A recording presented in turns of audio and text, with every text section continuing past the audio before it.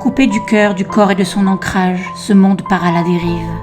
Ce peuple endormi croit à des beaux discours et à la promesse d'un ailleurs vers d'autres rives.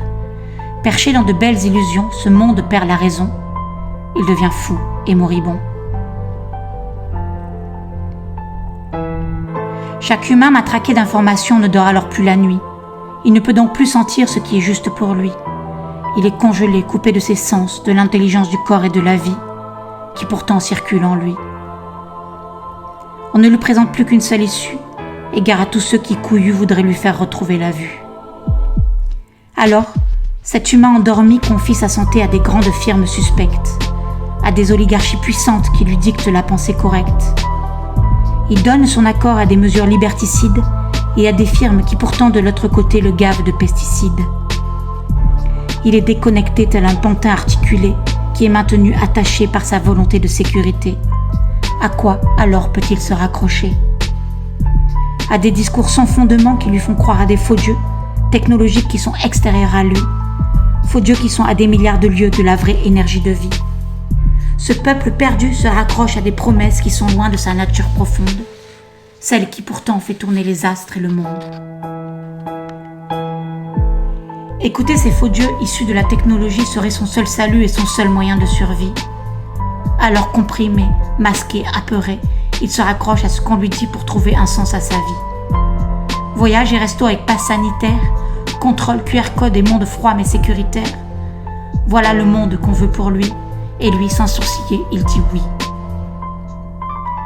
Il suffirait pourtant que chaque humain de ce peuple une seconde s'arrête et qu'il pénètre en lui, pour sentir que la vérité circule dans ses veines et dans le creux de son énergie de vie, pas dans la promesse de la froide technologie. Car crois-le ou non, le digital c'est la mort de son vivant et de son essence vitale. S'il s'arrête, qu'il décongèle un peu et qu'il plonge en lui, il découvrira les lois de la nature et de la vie. Alors, il saura que dans son corps circule sa souveraineté et qu'il suffirait juste une seconde de la sentir et de s'y connecter pour qu'il puisse sentir la paix qui a toujours été là à ses côtés. Point besoin d'un président ou d'une quelconque autorité. Être là, dans ce silence immaculé, lui ferait sentir ce qu'il a toujours cherché ailleurs, mais qui pourtant était là, logé dans le creux de son cœur. Car là, s'il plonge dans sa peur et dans son vide qu'il cherchait à tout prix à combler, tout en vivant masqué, vide et peur qui était la proie de tous ses tarés et autres théories alambiquées, il décongélera de façon instantanée, et l'énergie brûlante de son cœur embrasé lui fera sentir le plein et la sécurité, la vibration de la vie, qui n'est que réelle harmonie. Si cet humain, ce petit homme, veut trouver la paix et sa sécurité, il n'a qu'à entrer en lien avec son énergie de vie et y pénétrer, car là se loge l'énergie de l'amour, celle qui crée la nuit et le jour, celle qui réussit à tout réunir et à marier, même ce qui semble pourtant être séparé et opposé comme l'hiver et l'été.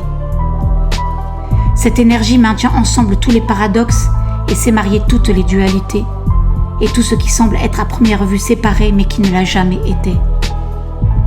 Cet humain n'aura alors même plus peur de la mort, l'opposé de la vie, car il sait qu'elle n'est qu'un passage et qu'elle est son amie.